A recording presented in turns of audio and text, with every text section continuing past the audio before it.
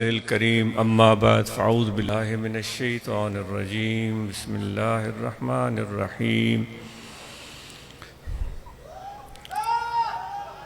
وعباد الرحمن الذين يمشون على الأرض هونا وإذا خاطبهم الجاهلون قالوا سلاما صدق الله مولانا العظيم وقال الله تبارك وتعالى في شأن حبيبه بسم الله الرحمن الرحيم إن الله وملائكته يصلون على النبي يا أيها الذين آمنوا صلوا عليه وسلموا تسليما اللهم صل على سيدنا ومولانا محمد وعلى آله وأصحابه أجمعين۔ معزز سامعین، ہم اور آپ سب یہاں ایک خاص مقصد کے لیے جمع ہوئے ہیں کہ ہمارے دل اللہ تبارک و تعالیٰ کے یاد کی طرف مائل ہو جائیں، ہمارے دلوں کی غفلت دور ہو جائے، ہمارے دلوں میں اللہ تبارک و تعالیٰ کی محبت پیدا ہو جائے، اور حضور نبی کریم رؤوف رحیم صلی اللہ علیہ وآلہ وسلم جو ایک عملی زندگی ہمارے سامنے پیش کی ہے انہوں نے، اس کو ہم سمجھیں اور اس کے مطابق اپنی زندگی بسر کرنے کی کوشش کریں۔ جن کو اللہ تبارک و تعالیٰ نے یہ لقب عطا فرمایا قرآن مجید میں کہ ہم نے آپ کو سب جہانوں کے لیے رحمت بنا کر بھیجا ہے۔ رحمت بارش بھی ہوتی ہے، بے شمار چیزوں سے ہم تمثیل دے سکتے ہیں۔ سب سے ایک اچھی مثال اگر ہم کہیں تو ایک بارش کی صورت ہوتی ہے۔ اس بارش کے برسنے سے وہ علاقے جہاں غیر آباد زمینیں ہوتی ہیں اور لوگ بے حال اور بدحال ہوتے ہیں، اپنی روزگار کی وجہ سے مشکلات کا شکار ہوتے ہیں، اس بارش کے برسنے سے ان کے چہروں پر ایک امید کی کرن نمودار ہو جاتی ہے، خوشی اور مسرت ان کے چہروں سے جھلکنے لگتی ہے، کیونکہ ان کو سامنے زمینیں نظر آ رہی ہوتی ہیں، وہ بارش کے پانی کو قبول کر رہی ہوتی ہیں۔ اس دوران وہ پھر اپنے زمینوں کو پہلے سے تیار کر کے رکھتے ہیں، وہ پہلے سے تیار کر کے رکھتے ہیں، اس میں حل بھی چلا کے رکھتے ہیں، اس کے وہ سارے جو ضروریات ہوتی ہیں وہ سب کر چکے ہوتے ہیں، بس بارش برسے تو پھر وہ باہر نکل پڑتے ہیں اور وہ بیج ڈالنا شروع کر دیتے ہیں اور گنگناتے ہیں، خوشیاں مناتے ہیں اور اللہ تعالیٰ کا شکر بجا لاتے ہیں۔ انسان جانور بھی خوشیاں مناتے ہیں۔ کبھی آپ نے دیکھا ہے جب افریقہ کے جنگلات میں جب قحط سالی ہوتی ہے اور بالکل پانی کی کمی ہوتی ہے اور ہر جاندار پریشان ہوتا ہے، جاندار تو جاندار درخت وہ بھی سوکھ رہے ہوتے ہیں، زمین بالکل ایک سوکھے صورتحال پیش کر رہی ہوتی ہے، سوکھی صورتحال پیش کر رہی ہوتی ہے۔ جب بارش کا قطرہ گرتا ہے تو کس طرح وہ سارے درخت ان میں ایک رونق سی آ جاتی ہے، جانور بھی خوشیاں مناتے ہیں۔ ایسی مثالیں آپ ٹیلی ویژن پر یا ڈاکیومنٹریز میں بے شمار دیکھ سکتے۔ تو وہ بارش جب برستی ہے تو پھر ہر چیز کو سیراب کر دیتی ہے۔ وہ جانوروں کے لیے بھی رحمت، وہ درختوں کے لیے بھی رحمت، انسانوں کے لیے بھی رحمت، یعنی کہ کیا کچھ کہا جائے، سمندروں کے لیے بھی، دریاؤں کے لیے بھی، اونچ نیچ ہر چیز کو وہ سیراب کرتی چلی جاتی ہے۔ یہ نہیں کہ یہ بہت اونچائی پر ہے یہ زمین، یہاں بارش کا پانی نہیں پہنچے گا، وہاں بھی پہنچ جاتا ہے۔ یہ نہیں کہ یہ بالکل ڈھلان ہے، یہاں پانی تو آ ہی نہیں سکتا، وہاں بھی پانی پہنچ جاتا ہے۔ یہ پہاڑ جو سوکھے ہوئے جن پر پتھر ہوتے ہیں اور کوئی ان میں نرمی نہیں ہوتی، وہ سخت اور کھردرے ہوتے ہیں، ان میں زندگی کا کوئی آثار نہیں پایا جاتا، لیکن بارش اس پر بھی برس جاتی ہے۔ حالانکہ اس پتھر پر بارش کے پانی پڑنے سے کچھ فرق نہیں پڑنا ہے، وہ پتھر پتھر ہی رہے گا، لیکن اس پر بھی برستی چلی جاتی ہے۔ تو یہ ایک تمثیل ہے۔ حضور نبی کریم رؤوف رحیم صلی اللہ علیہ وآلہ وسلم جو دنیا میں تشریف لائے تو اللہ تعالیٰ نے فرمایا کہ تم سب جہانوں کے لیے رحمت ہو۔ جس طرح ابھی میں مثال عرض کر رہا تھا، اب ان جہانوں میں سب سے نمایاں ترین ہم اپنے آپ کو سمجھتے ہیں، انسان، اور چونکہ ہم اس طاقت کے ساتھ اس زمین پر موجود ہیں کہ اس زمین میں تصرف کر سکتے ہیں، ہم اس زمین کو کھود سکتے ہیں، اس زمین سے کچھ چیزیں نکال سکتے ہیں، اس زمین میں کچھ چیزیں ڈال سکتے ہیں، اس زمین کو برباد کر سکتے ہیں، اس زمین کو آباد کر سکتے ہیں، اس زمین کو بنجر اور سوکھا بنا سکتے ہیں۔ یہ سارا تصرف، یہ طاقت، یہ توفیق، یہ دماغ خدا نے ہمیں دیا ہوا۔ تو ہم اپنے اپنے حساب سے زندگی جی رہے ہوتے ہیں، تو لیکن یہ صورتحال ہمارے سامنے ہے۔ تو خدا کا کرم ایسا ہے جو زمین میں خرابی بھی پھیلا رہے ہوتے ہیں، بظاہر میری اور آپ کی نظر میں، میری اور آپ کی نظر میں ضروری نہیں ہے کہ جو میں سمجھ رہا ہوں کہ یہ خرابی پھیلا رہا ہے، وہ ضروری نہیں ہے وہ خرابی پھیلا رہا ہو۔ یہ فیصلہ کون کرے گا؟ یہ تو بہت بڑی مشکل بات ہے۔ جتنا عقل مجھے ہے اس کو بھی خدا نے دیا ہے، جتنا علم مجھے ہے اس کو بھی خدا نے علم دیا ہوا ہے، لیکن جو کچھ بھی اگر میری نظر میں وہ خرابی پھیلا رہا ہے تو وہ بارش کی اس بارانی سے اس کو بھی فائدہ مل جاتا ہے۔ تو حضور علیہ الصلوۃ والسلام کے اس شخصیت سے جو آپ کو پسند نعوذ باللہ نہیں بھی کر رہے تھے، ان کو بھی فائدہ مل گیا، ان کو بھی برکتیں مل گئی۔ تو اس طرح ہم جو یہاں آئے ہیں، حضور علیہ الصلوۃ والسلام کی جو عملی زندگی تھی اس سے سبق سیکھیں، تو پھر ہمارے اندر بھی حضور علیہ الصلوۃ والسلام کی پیروی میں یہ صلاحیت ہونی چاہیے کہ اپنے تو اپنے لیکن پرائے بھی فیض یاب اور سیراب ہوتے چلے جائیں۔ چجائے ہماری حالت تو وہ ہے کہ ہم سے ہمارے دوست بھی خوش نہیں ہوتے، ہمارے گھر کے افراد بھی خوش نہیں ہوتے، ہمارے بیٹے بیٹیاں بھی خوش نہیں ہوتی، ہمارے گھر کے افراد تنگ آئے ہوئے ہوتے ہیں، گھر سے باہر ہوتے ہیں تو کہتے ہیں اچھا ہے وہ باہر ہو تو گھر میں سکون ہے، وہ گھر میں آئے گا تو وہ گھر میں مشکل کھڑی کر دے گا۔ تو سوچنے کی بات ہے۔ تو یہ چیز ہم سیکھنے آئے ہیں کہ جس جگہ ہم بھی جائیں تو وہ جو حضور علیہ الصلوۃ والسلام کی تمثیل اللہ تعالیٰ نے فرمائی کہ سب جہانوں کے لیے رحمت ہے، تو حضور علیہ الصلوۃ والسلام کا پیروکار، آپ کا امتی، وہ بھی جہاں جائے تو وہ رحمت لے کر جائے حضور علیہ الصلوۃ والسلام کی۔ اس طرح تو نہ ہو کہ وہ جو اپنے پرائے تو ناراض ہیں لیکن اپنوں کو بھی مایوس اور ناکام اور نامراد بناتے چلے جائیں، تو پھر ہم کیسے حضور علیہ الصلوۃ والسلام کے امتی ہیں؟ تو یہ چیز ہم یہاں سیکھنے کے لیے جمع ہوئے ہیں، اور یہ پوری یہ زندگی کا ایک سبق ہے جو سیکھتے چلے جائیں گے، سیکھتے چلے جائیں گے۔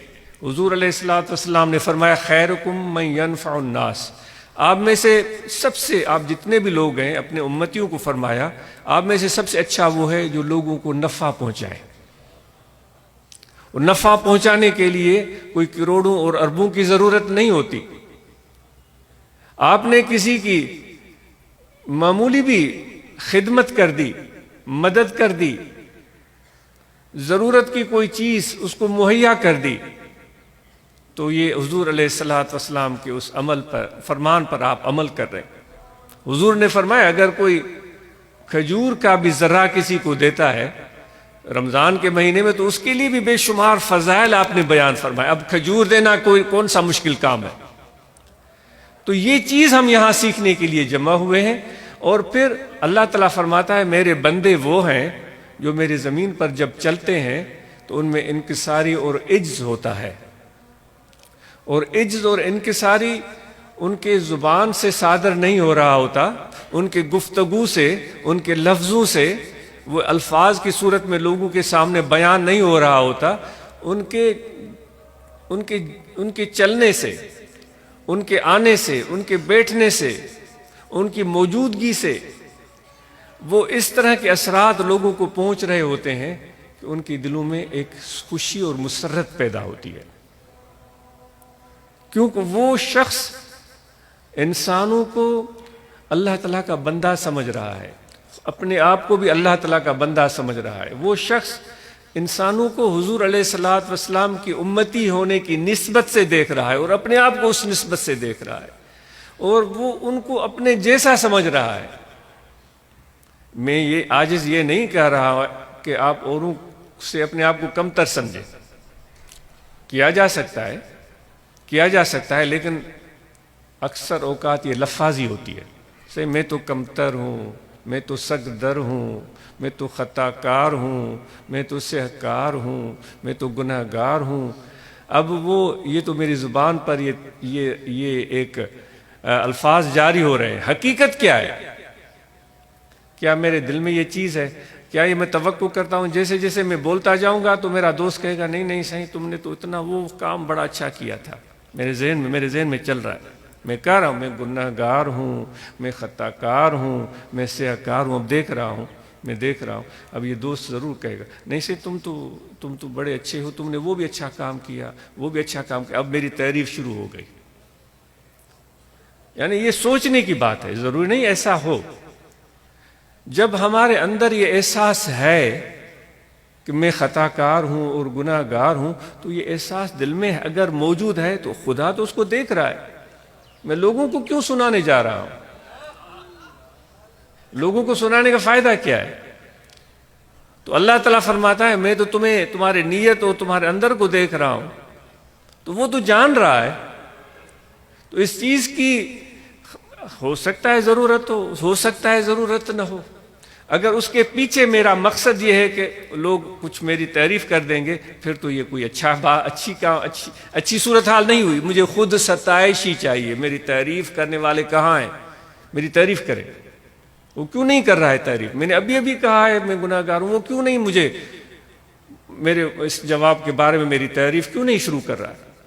تو دوستو، اس سیکھنے کے مرحلے پوری زندگی چلتے ہیں۔ تو جو اللہ تعالیٰ فرماتا ہے میرے بندے سراپا عجز اور انکسار ہوتے ہیں، وہ اللہ تعالیٰ یہ تو نہیں فرما رہا ہے وہ ہاتھ میں اسپیکر ہے، وہ اعلان کر رہے ہوتے ہیں میں گناہ گار ہوں، میں بڑا عاجز بندہ ہوں۔ وہ نہیں، وہ جب چلتے ہیں تو عاجزی ہوتی ہے ان میں۔ اب عاجزی کیسی ہوتی ہے؟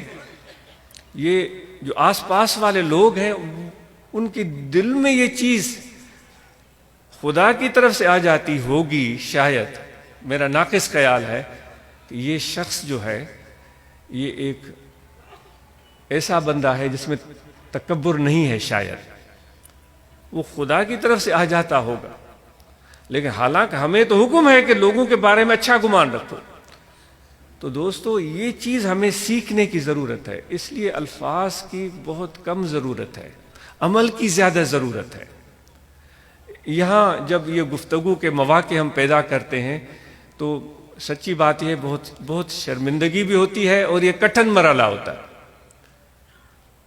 سندھی میں چوندا آہن گالن کندے گوٹھ ناہن بدبا، ایسی گفتگو ایسے کلام بہت سارے ہوتے رہے۔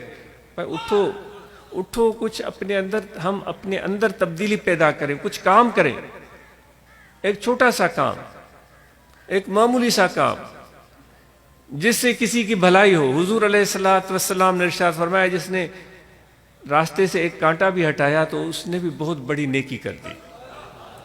نیکیاں کمانا یعنی اتنا حضور علیہ الصلوۃ والسلام نے آسان بنا دیا۔ تو اس لیے میرے دوستو، یہ چیز اچھا، اب وہ جو اللہ تعالیٰ فرماتا ہے جو میرا بندہ، اب میرا بندہ جو کسی کا بھی ہو، جب آقا کہے کہ یہ میرا بندہ ہے تو یہ کچھ سوچ سمجھ کے ہی آقا بولے گا۔ آقا یہ وہ ہوتا ہے جو اس یا بندے کا مالک ہوتا ہے۔ انسان کو خریدا جاتا تھا پہلے زمانے میں اس کی مثال عرض کر رہا ہوں۔ اس کے سینکڑوں بندے ہیں، 10 20 25، وہ کسی ایک کے لیے کہہ رہا ہے کہ یہ میرا بندہ ہے، تو وہ کچھ سوچ سمجھ کے بول رہا ہوگا۔ اس نے اس کے اندر محبت دیکھی ہوگی، اس کے اندر کوئی صلاحیت دیکھی ہوگی، کوئی خصوصیت دیکھی ہوگی، اس کے اندر کوئی عمل دیکھا ہوگا، کوئی اس کا طریقہ دیکھا ہوگا، جس وجہ سے ذمہ داری کا احساس دیکھا ہوگا۔ ہم میں سے کتنے لوگ ہیں، میں اپنے آپ سے پوچھ رہا ہوں، جو ذمہ داری کا احساس اپنے اندر رکھتے ہیں؟ وہ ذمہ دار فرد، یعنی جب بھی آپ گھر میں ہیں تو بھی ذمہ دار فرد، جب آپ مسجد میں ہیں تو بھی ذمہ دار فرد، جب روڈ پہ ہیں اس وقت بھی ذمہ دار فرد، جب آفس میں ہیں اس وقت بھی ذمہ دار فرد۔ اس وقت آپ کی اور میری ڈیوٹی کیا ہے؟ وہ اپنی ڈیوٹی کو، اپنی ذمہ داری کو سمجھ جانا، اس کو ادا کرنا۔ یہ تو سلسلہ عالیہ کے پیشوا فرماتے ہیں، قال را بگزار مرد حال شو، یعنی کہ گفتگو کرنا چھوڑ دے، وائز کرنا چھوڑ دے، حال کا صاحب بن، یعنی اس وقت تیری ڈیوٹی کیا ہے اس کو پورا کر۔ تو ذمہ دار ہم اور آپ کو بننے کی سب سے زیادہ ضرورت ہے۔ کیوں ضرورت ہے؟ جب اللہ تعالیٰ فرماتا ہے جو میرے بندے ہیں، تو خدا جب ان انسانوں کو دیکھ رہا ہوگا تو ان میں سے خاص بندوں کو بول رہا ہے نا، ہم سب کے لیے تو نہیں فرما رہا ہے، جو رحمان کے بندے، اور رحمت وہی آ گئی حضور علیہ الصلوۃ والسلام کی جو رحمت للعالمین، رحمان اللہ تعالیٰ بھی ہے۔ تو جو میرے بندے، رحمان کے بندے، یعنی کہ وہ کچھ خاص ایک اوصاف کے حامل انسان ہے۔ بات کچھ مشکل اور کٹھن ہو گئی، عاجز امید کرتا ہے کہ ہم اس چیز کو سمجھنے کی کوشش کریں گے۔ تو ان خصوصیات کو جس وجہ سے اللہ تعالیٰ ان کروڑوں میں سے، اربوں میں سے ان کو چن رہا ہے، وہ چیز شاید سب سے زیادہ جو ہو وہ احساس ذمہ داری ہو۔ ہر لمحہ اس کے دل میں احساس ہے کہ خدا کا میں بندہ ہوں۔ تو یہ خدا کے انسان پیدا کردہ ہیں، یہ زمین، یہ کائنات، یہ درند، یہ پرند، یہ اللہ کے پیدا کردہ ہے۔ ان کا میرے ساتھ تعلق ہے، ان کے ساتھ میرا ان کے ساتھ تعلق ہے۔ وہ اپنے تعلق کو اس طرح نبھانا ہے کہ اللہ کہے کہ ہاں یہ میرا بندہ ہے۔ اس خدا کے اس کائنات میں کوئی فتنہ پیدا نہیں کرنا، کوئی فساد پیدا نہیں کرنا۔ جیسے ہم لگے ہوئے ہوتے ہیں نا، ہم ایک دوسرے کی برائیاں بیان کرتے ہیں۔ اب دیکھیں سیاستدان حضرات جو ہمارے ہیں، جب بھی اخبار کھولیں وہ آپ ایک دوسرے کی برائیاں کرتے نظر آئیں گے۔ اب یہاں آپ سمجھدار ہیں، بیرون ممالک شاید اتنا نہ ہو، جب بھی اخبار کھولیں، سوشل میڈیا کھولیں، وہ ایک دوسرے کی برائیاں بیان کر رہے ہوتے ہیں۔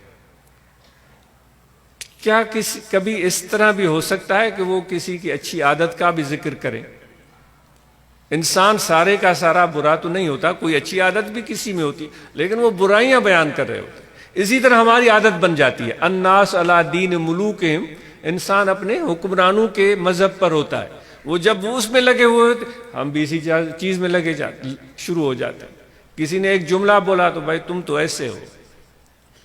تو یہ ہم چھوٹی سا گروپ ہے، لیکن ہمیں ایسا نہیں کرنا ہے، کیونکہ اللہ تعالیٰ کو پسند کام نہیں ہے۔ یہ اللہ تعالیٰ فرماتا ہے جو رحمان کے بندے ہیں ان کو یہ چیز زیب نہیں دیتی۔ تو رحمان کے بندے اگر بن کر رہنا ہے تو پھر ذمہ دار فرد بن کر رہنا ہے۔ ذمہ دار فرد بحیثیت باپ، بحیثیت بیٹا، بحیثیت فیملی ممبر، بحیثیت مؤذن، خطیب، مقتدی، استاد، شاگرد، آفیسر، سولجر، ڈرائیور، کپتان، جو کچھ بھی ہے وہ ذمہ دار فرد۔ تو دیکھیں پھر خدا آپ کے عزت کو کیسے بلند کرتا ہے۔ جب ذمہ دار فرد بن جائیں گے تو خدا آپ کو فرش سے عرش تک پہنچا دے۔ ویسے بھی جب اب دیکھیں نماز ہم پڑھ رہے ہیں، ایک بات اب اس پر آتے ہیں، نماز ہم پڑھ رہے ہیں تو کیا نماز ہم ذمہ داری سے پڑھتے ہیں؟ اور نماز پڑھتے ہوئے اللہ کے بارگاہ میں ذمہ داری سے پڑھتے ہیں۔ نماز ذمہ داری سے کیسی ہوتی ہے؟ نماز ذمہ داری سے اس طرح ہوتی ہے، اللہ تعالیٰ فرماتا ہے ایسے عبادت کرو جیسے تم مجھے دیکھ رہے ہو۔ جب تم مجھے اگر نہیں تو بھلا یہ سمجھو کہ میں تمہیں دیکھ رہا ہوں۔ سنا ہے آپ نے؟ اگر یہ تم سے کیفیت نہیں ملتی تو یہ سمجھو کہ میں تمہیں دیکھ رہا ہوں۔ تو جب ہم نماز میں کھڑے ہوتے ہیں تو کیا ہم ذمہ دار فرد کی حیثیت میں نماز پڑھتے ہیں؟ بھئی ہمیں تو خدا کے بارگاہ میں پہنچ جانا چاہیے اللہ اکبر کہتے ہوئے خدا کے قدموں میں. وہ چیز ایسی ہے جو دل کو سجائی دیتی ہے، جو آپ کے روح کو سجائی دیتی ہے، جو آپ کے باطن کو سجائی دیتی ہے. وہ تو ہوتا نہیں. اور پھر ہم سندھی میں چنا ڈورا پا ڈیندا وتوں ادا بس مکھاں ته हेॾो एतिरो कयो पर हासिल कुझु कोन थियो. دوستو इहा असांजी पंहिंजी कोताही आहे. सिर्फ़ निमाज़ असां ज़िम्मेदारी सां अदा कयूं. असां वरी मिसाल हाणे अलाह जे हुज़ूर पिया वञूं, हाणे सफ़र शुरू थियो, ज़मीन जो वेठा ॻाल्हियूं सोचूं, बाबा फलाणो सियासतदान, फलाणी सियासत, फलाणो दुकान, फलाणी ज़मीन जो टुकड़ो, फलाणो जरेब, फलाणो एकड़. हाणे असांखे वञिणो हिकु लम्हे हिकु सेकंड में ख़ुदा जी बारगाह में असां ज़मीन में फैलिजी वियासीं. बाबा ज़मीन खे उन्हनि जरेब खे एकड़ खे वण खे बाद में बि ॾिसी सघो था. हिन महिल छा पिया कयो? जीअं स्कूल मोकिलिजे ॿार खे थेलो बग़ल में ऐं वेही रहे कंहिं बाज़ार में वेठो बसियूं ॻणे 1 2 3 5 रिक्शा 10 बसूं, इहो पढ़ंदो? स्कूल वेंदे वेंदे वेही रहियो बाज़ार में, पढ़ंदो इहो ॿार? ये बच्चा पढ़ेगा? हम तो वैसे ऐसे ही नमाजी हैं. जाते खुदा के हुजूर में है, वो बस्ता बगल में होता है, वो जरेब गिनना शुरू हो जाते हैं, नोट गिनना शुरू हो जाते हैं, दुख अपने गिनना शुरू हो जाते हैं, अपने पैसे गिनना शुरू हो जाते हैं. क्या ये नमाज इस तरह हम अदा करेंगे? तो मेरे भाइयों, यही चीज़ सीखने की हमें ज़रूरत है. मैं अब ये चीज़ आप में होगी, लेकिन मैं अपने अंदर नहीं पाता, इसलिए अर्ज़ कर रहा हूँ. मुझे बिठा दिया गया, कह दिया गया है, तो मैं अपने आप से कह रहा हूं कि ये चीज मेरे अंदर कब आएगी. तो दोस्तों, इस पर मैं अपने आप के लिए कह रहा हूं, लेकिन आपको कह रहा हूं आप इस चीज पर गौर करें, इस पर सोच और विचार करें. अगर दुरुस्त बात है तो इस पर अमल करें, अगर दुरुस्त नहीं है छोड़ दें. लेकिन हम और आपने मिलकर सफर करना है, उस सफर पर हम आगे जाना है, जो हमारी जिम्मेदारी बनती है. तो ये बातें तो बहुत हैं. और फिर नमाज के बाद हमारा जो ताल्लुक और रिश्ता एक बंदे का अपने आका से बनता है, वो मोहब्बत वाला रिश्ता होता है. बंदा तो वही है ना जो अपने आका पर जान निछावर कर दे, है ना? ऐसा नहीं है, अपने आका पर जान निछावर कर दे. और वो ये तकाजा न करे कि आका ने मुझे अच्छा कपड़ा नहीं दिया, आका ने मुझे अच्छा खाना नहीं दिया, आका ने मुझे जुराबें नहीं दी, आका ने मुझे टोपी नहीं दी. फिर वो बंदा कैसा है?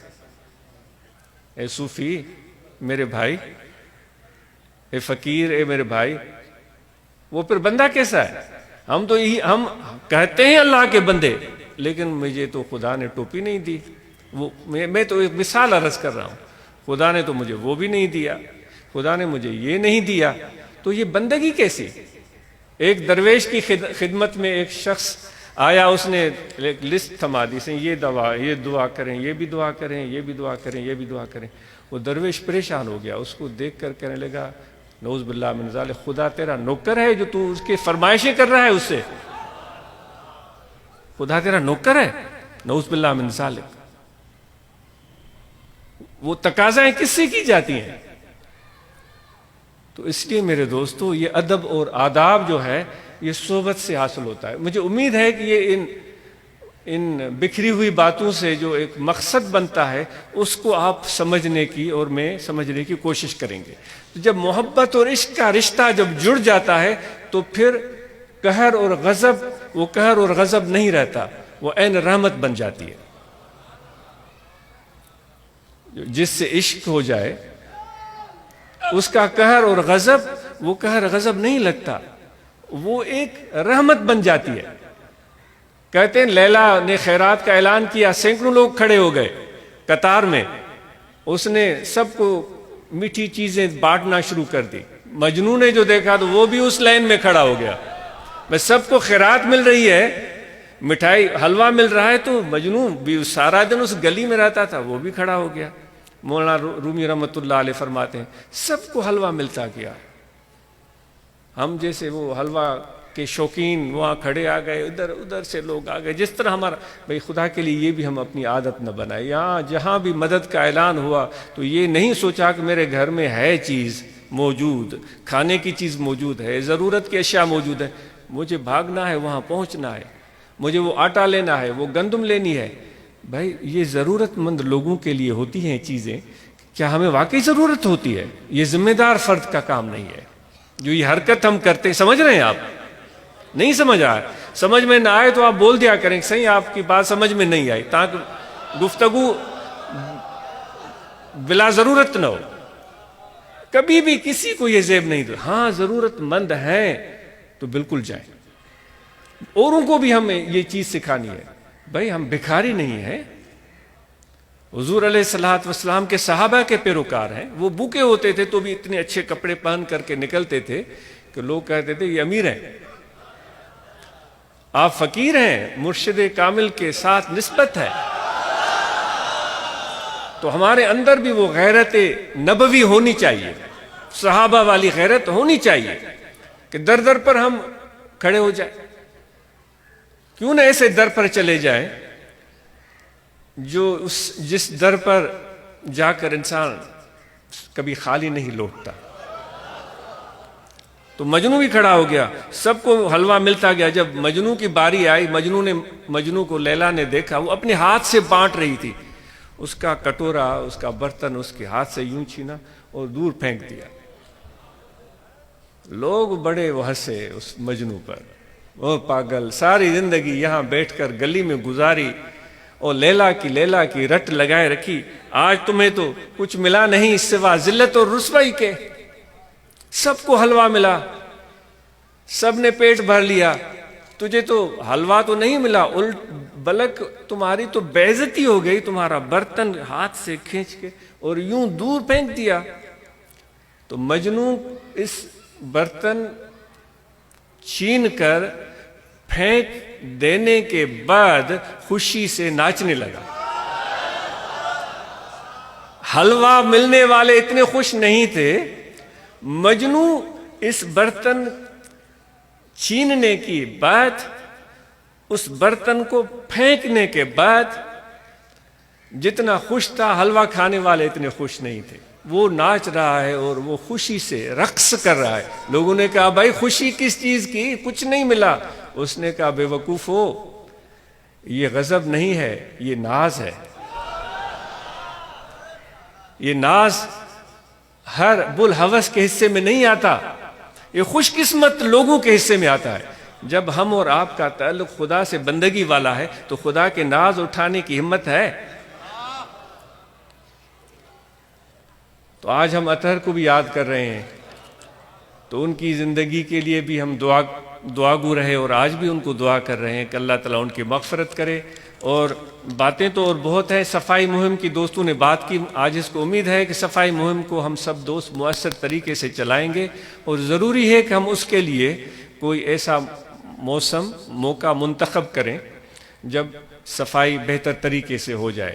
یعنی عموماً کبھی بارشیں ہو رہی ہوتی ہیں، کبھی موسمی صورتحال دگرگوں ہوتے ہیں، تو اس کے لیے ہم کوئی ایسا وقت مقرر کر سکیں، تو اس پر دوست سوچیں، پھر اس بارے میں اپنی رائے سے واقف کریں اور دوستوں کو اطلاع دیں، تاکہ اس موقع پر ہم سب ایک یہ پریکٹس کر گزریں۔ اور آج جب ہم یہاں سے جائیں گے تو حضور علیہ الصلوۃ والسلام کی پیروی میں اپنے گھروں میں ضرور صفائی کا دھیان کریں گے، کیونکہ آپ نے فرمایا کہ صفائی ایمان کا آدھا حصہ ہے۔ اور پھر اللہ تعالیٰ فرماتا ہے ان اللہ یحب المتطہرین، جو سب سے زیادہ صفائی کا خیال رکھتے ہیں اللہ کے وہ محبوب ہیں، ان سے پیار کرتا ہے۔ اپنے گھروں کو، اپنی گلیوں کو، اپنے گاؤں کو صاف رکھنے کی کوشش کریں گے۔ جو بکھری ہوئی متفرق الفاظوں میں جو بات عرض کرنے کی کوشش کی، آج اس امید کرتا ہے آپ ان چیزوں کو ان پر غور کریں گے۔ آخر میں یہ توجہ دل میں رکھیں، کھڑے بیٹھے لیٹے سوئے جاگے وضو ہو یا نہ ہو، توجہ رہے، ایک دل ذکر کر رہا ہے اللہ اللہ اللہ اللہ اللہ اللہ۔ یہ خفی ذکر ہے، سب احباب کو، سب خواتین کو، سب مرد حضرات کو اس ذکر کی اجازت ہے۔ تو ذکر کا دھیان رکھیں اور ذکر قلبی کریں، اور ذکر قلبی مؤثر تب ہوتا ہے جب مرشد کامل کے ساتھ نسبت ہو اور مرشد کامل کا تصور دل میں آ جائے۔ دوست کہتے ہیں ذکر نہیں چلتا، تو بھائی آسان طریقہ ہے، مرشد کا تصور کریں، وہ ذکر شروع ہو جائے گا۔ یہ سب سے آسان طریقہ ہے۔ آپ لاکھوں کروڑوں میں ہیں، لوگ اور ورد وظیفے کر رہے ہوں گے، آپ مرشد کی طرف متوجہ ہو جائیں۔ وہ آپ بازار بھری میں کھڑے ہیں، دکاندار ہیں، تجارت کر رہے ہیں، اور لاکھوں لوگوں کے درمیان کھڑے ہیں، بس مرشد کی طرف ایک لمحے کے لیے متوجہ ہوں، فیض ٹھک سے سینے میں آئے، فیض محمدی سے یہ قلب مالا مال ہو جائے گا اور روحانیت حاصل ہوگی، اور ذکر بھی ہمارا جو غفلت کا ہم کے شکار ہیں وہ ذکر بھی ہمارا جاری ہو جائے گا۔ تو ذکر ہم سب نے مستحکم طریقے سے ذکر کرنا ہے، مراقبہ کرنا ہے۔ اس کے لیے ختم شریف ہم سب یاد کر لیں، اور بڑا آسان ہے، سب ایک ایک فقیر کو ختم شریف یاد ہونا چاہیے۔ شجر عالیہ سب احباب ہم مل کر یاد کریں اور اس کو پابندی سے پڑھیں۔ نماز ہم سب احباب پنجگانہ پابندی سے باجماعت ادا کریں۔ رمضان شریف آنے والا ہے، رمضان شریف کے مہینے میں روزے ہم پر واجب ہیں، وہ ہم سب روزے رکھیں، سوا ان لوگوں کے، ان دوستوں کے جن کو شرعی عذر ہے اور شریعت نے ان کو اجازت دی ہے، کیونکہ دین ہے ہی آسانی کا نام۔ تو خامخواہ ایسے لوگوں کے لیے ہم بھی مصیبت کھڑی کر دیتے ہیں، بھائی تو نے کیوں نہیں روزہ رکھا؟ بھائی اس کے لیے دین میں گنجائش ہے، اس کو کوئی تکلیف ہوگی، ڈاکٹر نے کہا ہوگا، تو اس عذر کی وجہ سے اس نے روزہ نہیں رکھا ہوگا۔ تو ایسے لوگوں کے لیے بھی پریشانی کا ہم باعث نہ بنیں، اور باقی جو صحت مند ہیں وہ روزہ رکھیں، ان پر واجب ہے۔ زکوٰۃ ہے تو وہ صاحب نصاب پر سال میں ایک مرتبہ واجب ہے، وہ ضرورت مند لوگوں تک وہ زکوٰۃ پہنچائیں۔ حج ہے تو دولت مند لوگوں پر، امیر لوگوں پر، صاحب ثروت حیثیت لوگوں پر فرض ہے زندگی میں ایک بار۔ باقی مرشد دا دیدار و بانگ لک کرونا حجا، یہ تو ایسی چیز ہے جس پر سب صوفیاء اکرام متفق ہیں، اور اس میں کوئی انکار نہیں ہے کہ اس کے بے شمار فائدے۔ جو بھی احباب آئے ہیں، سگریٹ، بیڑی، حقہ، نسوار، پان، گٹکا، ان ماوا، یہ جو خراب چیزیں ہیں، ہمارے سب دوست ان چیزوں کو چھوڑ دیں۔ اور دوست ہمیں کہتے ہیں کہ الحمدللہ ہمارے جو پیارے دوست ہیں ان میں یہ عادت کم ہوتی ہے، یعنی سگریٹ پینا، گٹکا کھانا، تو یہ چیز سن کر مجھے راحت ملتی ہے، خوشی ملتی ہے۔ تو میرے بھائیوں، اگر کسی کے اندر، ہم میں سے کسی کے اندر یہ عادت ہے تو میں ہاتھ جوڑتا ہوں، یہ گٹکا، یہ سگریٹ، یہ خرابیاں، خدا کے لیے سب دوست اس کو چھوڑ دیں، اور جو اپنے بچے ہیں، بیٹے اور بیٹیاں، ان کو بہترین تعلیم دلوائیں۔ اور یہ بھی ہے کہ جس طرح ہمارے 6 نکات ہیں اس میں تعلیم لکھی ہوئی ہوتی ہے، اس کے ساتھ ہنر بھی لگا دیں، تعلیم اور ہنر۔ ہمارے نوجوان تعلیم بھی سیکھیں گے اور ساتھ میں ہنر بھی سیکھیں گے، پلمبنگ، ڈرائیونگ، سلائی، یا جو ہے وہ کارپینٹری، کلر کرنا دیواروں کو۔ ہم باہر ممالک میں جب وہاں ہوتے ہیں تو جب چھٹیاں ہوتی ہیں تو چھوٹے چھوٹے بچے آ کر دروازہ کھٹکھٹاتے ہیں اور بتاتے ہیں کہ ہم اسکول کے اسٹوڈنٹ ہیں، کیا آپ رنگ کروائیں گے گھر کو؟ ہمارے لیے روزگار بن جائے گا۔ وہ اس طرح کا کام ہوتا ہے۔ تو ہمارے نوجوان تعلیم کے ساتھ ہنر بھی سیکھیں گے، کوئی بھی ہنر ضرور سیکھیں، تو انشاءاللہ اس سے بے حد فائدہ ہوگا۔ آپ سب کا بہت شکریہ۔ کوئی چیز رہ گئی؟ جی، جزاکم اللہ خیر، بارک اللہ۔ دعائیں پڑھائی جاتی ہیں، جو پڑھنا چاہیں۔ بسم اللہ الرحمن الرحیم، آمنت باللہ وملائکتہ وکتبہ ورسلہ والیوم الآخر والقدر خیرہ وشرہ من اللہ تعالی والبعث بعد الموت، اشہد ان لا الہ الا اللہ وحدہ لا شریک لہ واشہد ان محمدا عبدہ ورسولہ، استغفر اللہ تعالی ربی من کل ذنب واتوب الیہ۔ دعا جامع ہم سب کے لیے، جو بھی آئے ہیں آباء، مرد، خواتین، سب کے لیے۔ اللہم صلی علی سیدنا مولانا، اللہم ربنا آتنا فی الدنیا حسنۃ